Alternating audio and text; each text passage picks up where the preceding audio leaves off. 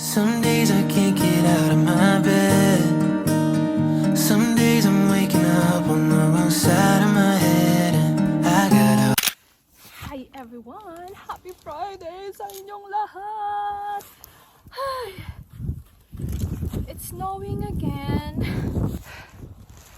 I need to shovel the snow now bago pa siya mapuno. Bago mapuno yung gate ko. At mawalan na ako ng daan. Eyes on me, staring at me through my screen. Most nights I just can't wait to lie down. So tired from my thoughts that keep on swirling around. Medication used to help me breathe. Now it feels like it's abusing me. 'Cause all of my thoughts take the air out of me, and I can't disagree with the lies that I think you believe. Tell me, what do you believe? And if there was a way to explore my brain, buy a one-way ticket on a monorail train till I find the light in my mind. Am I running out of time? This candle is about to burn out. Where I spend all of my time filling my head with the doubts that I will never see this through. No, I'll never be quite like you. Sometimes I take the long way home to fight these voices in my head that just don't feel like my own. And the music on my radio. Hi everyone! Kanina pa ako nakauwi ng bahay pero dahil chumika muna ako sa friend ko from Japan is ngayon ko pa lang ayusin yung mga pinamili ko sa store. Duman ako saglit sa grocery store. Konti lang naman yung mga pinamili ko and malumabat na yung camera ko. Ayan na nga, nalubat na nga. Konti lang yung mga pinamili ko kasi may mga foods pa naman ako. Yung mga kailangan ko lang. And yung binili ko is tinapay kasi mauubos na yung tinapay ko. Hindi na siya aabot sa next na grocery.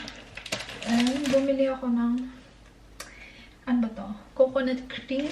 Kasi wala lang. Hindi ko alam kung bakit ko siya binili. Parang magluluto ako pero hindi ko pa alam kung kailan. And then yung ating carrots.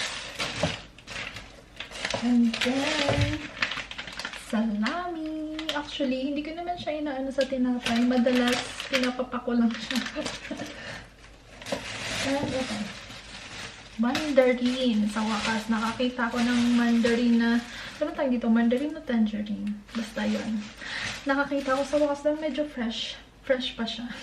Kasi dati, kapag dumadaan ako sa mga groceries, parang hindi na siya fresh. Kaya hindi ako masyado bumibili. Pero ngayon, parang fresh pa siya. So, yun lang naman. Hindi ako gumastos ng bongga this week. Parang mga 200 lang to lahat-lahat. Ay, meron pa pala. May pizza. Meron ako doon biniling pizza pero nandun na siya sa freezer. Pero hindi ko siya kakainin tonight. Dahil wala lang. Parang stock ko lang siya. Hindi na natin siya. Ba't ba ito sa freezer?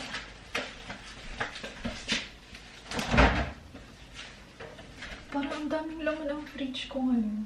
Tama ba na bumili pa ako ng mga pagkain? And bumili din pala ako nito. Yung kadalasan kong kinakain na na buns. Pero ang nabili ko ay ang flavored.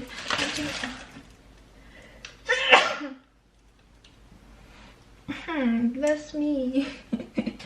So, ang nabili ko ay ang flavored niya ay raisins. Kasi yung kadalasan binibili ko ay chocolate. But, hindi kasi ako fan ng mga raisins.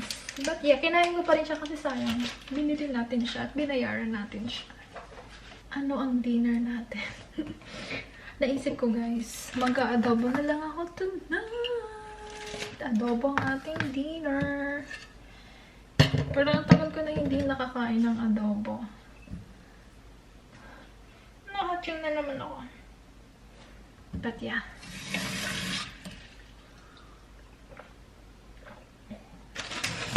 Sakto mag-a-adobo kasi yung meat na binili namin nung nakaraan pa is marami siyang fats, guys. Kasi paborito ko yung adobo na maraming taba. Naalala ko yung friend ko si Jackie na nasa Iceland na siya ngayon. Yun yung pinaka-bet ko na adobo. Yung luto niyang adobo, ang pinaka-bet ko kasi maraming fats. Maraming taba and masarap siya magluto ng adobo as in. Paborito ko talaga. Kaya, Jack, please, sana matikman ko uli yung adobo mo.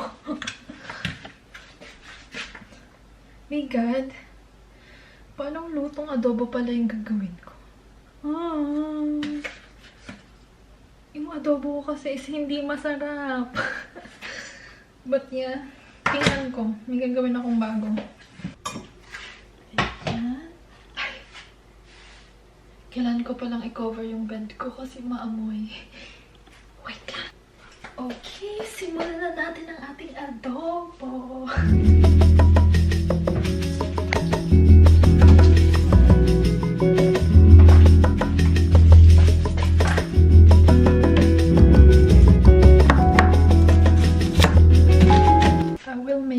Pero hindi ko alam kung paano siya lutuin. Kasi yung mga ginagawa kong adobo, hindi ko siya bet. Though masarap naman siya, pero may hinahanap akong lasa. Pero sige na yun. Pero pag iba yung gumagawa, masarap. Pag ako hindi. Maghalo-haluin lang natin yung mga ingredients. Ayoko mag-isa kasi magiging sobrang mamay siya.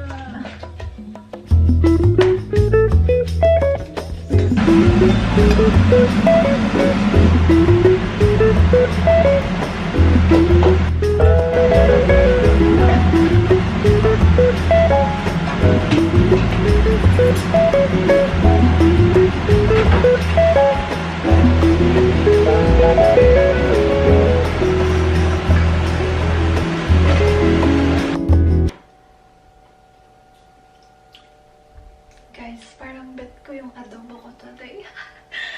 Ay, kakain na ako. Sa wakas, masarap ang adobo ko. Para sa akin, masarap siya. Unlike sa mga adobo nung mga ginawa ko noong nakaraan.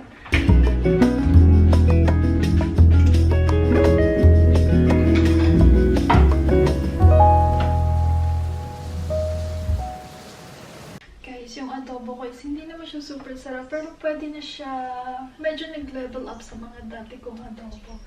Tinatry ko gawin yung parang kay Jack. Nilagyan ko siya ng honey kasi wala kasi akong asukal. So parang gusto ko yung medyo matamis-tamis. And medyo marami din siyang taba kaya. Guys, this like.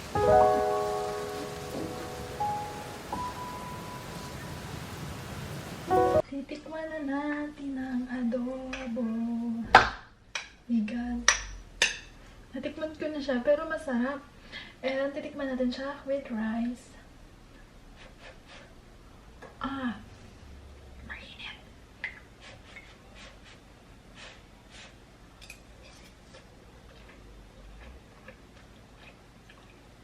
Uy, masarap.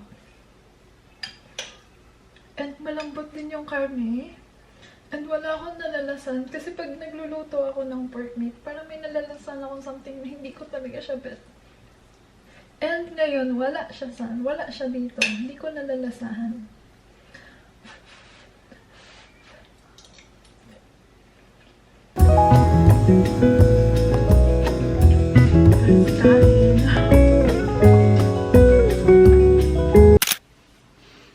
Hi everyone! Good morning! Hi! Nakaayos ako kasi lalabas tayo, guys. Sa wakas, we're going out. And, teka lang lalabas ako kasama sila Pao. Actually, yung original plan namin is mag-escape room kami kasama si Ari. Pero, nag-cancel siya. Kasi may work daw siya at kailangan niya ng pahinga. So, kami ni Pao and ni Joy, pupunta kami ng Van Gogh. Tamang-tama, andito yung, alam niyo yun, paano ko ba explain? Si Van Gogh, yung painter. Meron siya dito ngayon sa may listrom na ano, yung parang digital ba? Something like that. Basta ipapakita ko sa inyo later. But yeah, Ayan, naka-ayos na ni and nakabihis na. And kanina, parang hindi maganda yung pakiramdam ng tiyan ko. My God! Pero okay na siya ngayon. Hindi ko alam kung bakit. Or siguro dahil sa kinain ko na expired na pagkain. Tama kayo guys na narinig nyo. Kumain ako ng expired na food. Pero nung Friday pa naman yun. Kasi last weekend, may binili ako na pudding. Yung kadalasan na binibili kong chocolate pudding sa grocery store. And then, nung Friday, napansin ko siya kasi hindi ko pa siya nakakain. Napansin ko, expired na siya ng 24.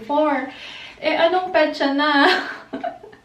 So, nasayang naman ako itapon siya kasi dalawang siya, sa isang pack, dalawa siya. Tapos sabi ko, kung itatapon ko siya, sayang. So, kinain ko yung isa. Baka yun yung epekto ngayon na parang something sa tiyan ko, my God. Kuhain pa more ng expired na pagkain mo, Nick. Pero, hindi naman masyadong Ngayon lang. Pero kahapon wala naman eh. Tsaka nung Friday. Baka ngayon nag-effect. But yeah. And, guys, ang pangit na naman ang weather sa labas. As in, super foggy. Pero hindi na nag-i-snow. Foggy lang siya. Na parang may kasamang ulan. Something like that. And nakakulot tayo. Hindi ko alam kung magsusurvive ba yung kulot ng buhok natin sa foggy na weather. Ano kayang gagawin ko, no? Kailangan natin i-cover ang ating hair. Matagal na namin itong pinagpaplanuhan ni Pao. So, ngayon, this is the day, the right time. Kasi everyone is available na. Except from Arlie.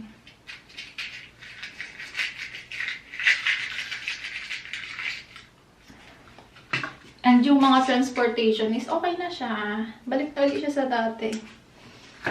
Unless mag-snow na naman ng super malakas.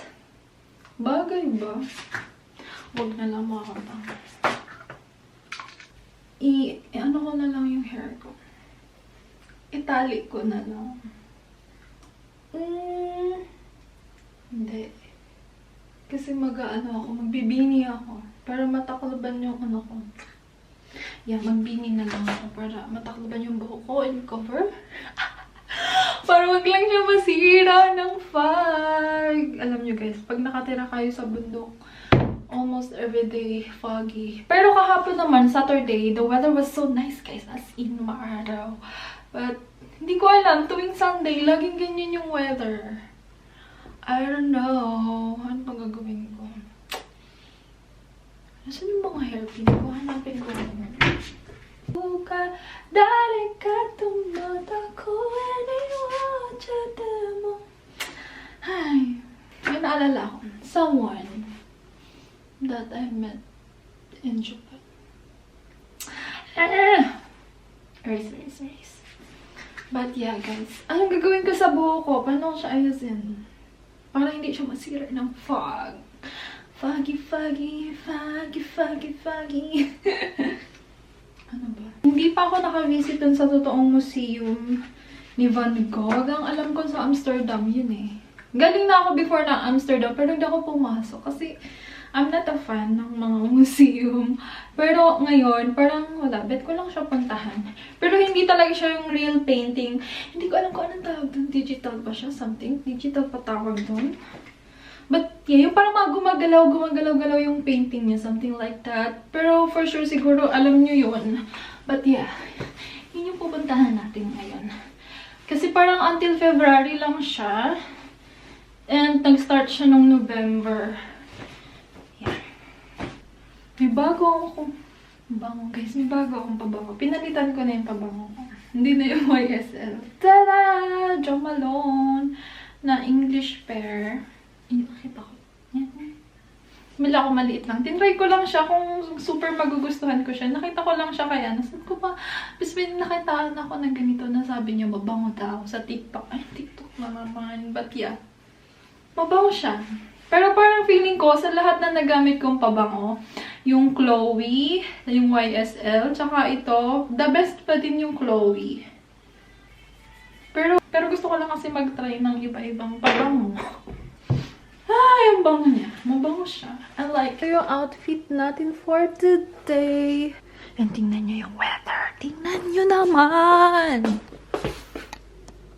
O, diba? Lalabas ka pa ba pag ganyan yung weather? Nakakatamad lumabas. Pero yeah, lalabas tayo ngayon dahil simula ng January is hindi pa ako nakakalabas. Doon nakalabas naman ako, school, bahay lang, trabaho, ganun. Pero yung lumabas talaga, as in, maggala-gala lang, ganun. Hindi pa. Hindi ko pa nagagawa yun yung 2024. So, yun yung gagawin natin.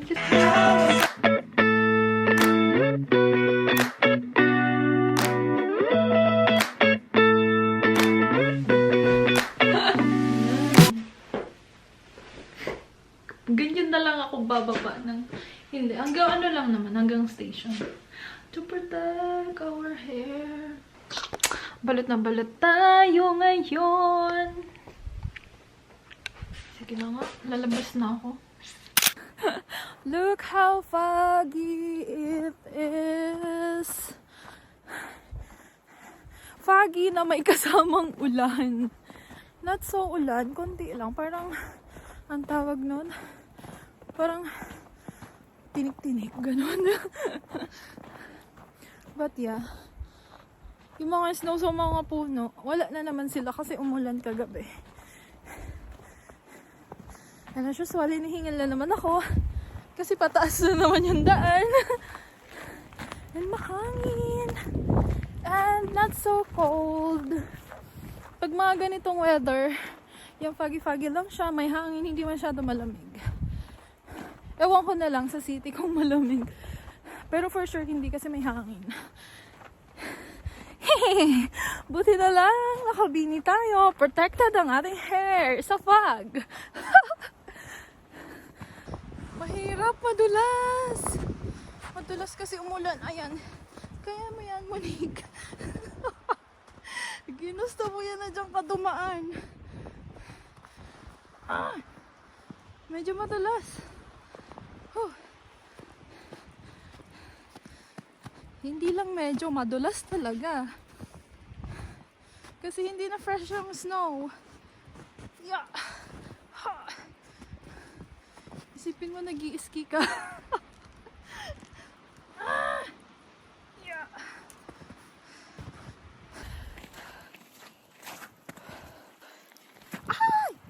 Guys, itong mahirap kapag umuulan. Tingnan nyo. Icy na yung daan. Para tayo nag-skating para wag lang madulas. Pero mainit. Kaya ayoko nagbibini kasi ang init. Winter pero mainit. Pawis na yung noo ko. My God, kundi na lang, Monique. Malapit na tayo sa station.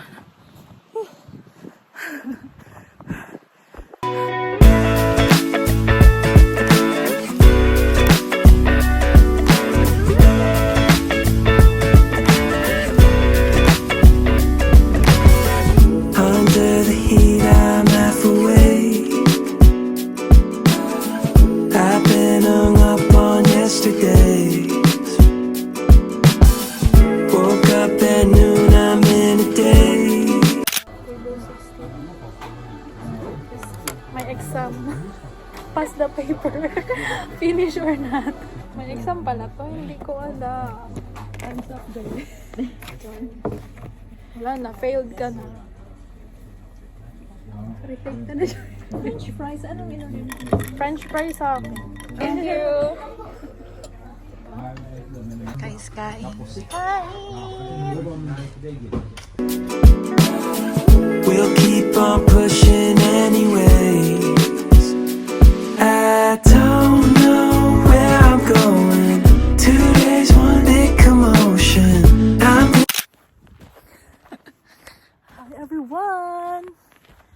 It's 7 in the evening na and see, super foggy pa din. Anyway, at mahangin at nilalamig ako. But yeah, uwi na ako ng bahay. And nag-enjoy naman ako today. Ang sarap nung kinain namin, my God. Guys, recommend ko yung Bighorn Restaurant. Ang sarap ng steak nila. Teka, wala, nilalamig na ako. Hi everyone! I'm home. Kauwi ko lang ng bahay. Nagpalit na ako ng robe. Nagtatanggal ako ng makeup. Guys.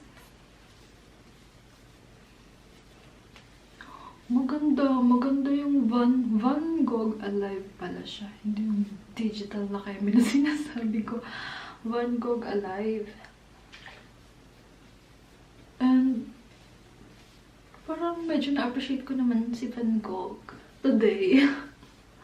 Maganda. May pinakagusto akong painting na nakita ko. Hindi ko siya na-picturean kasi bigla siyang mabilis lang kasi yung pinakita.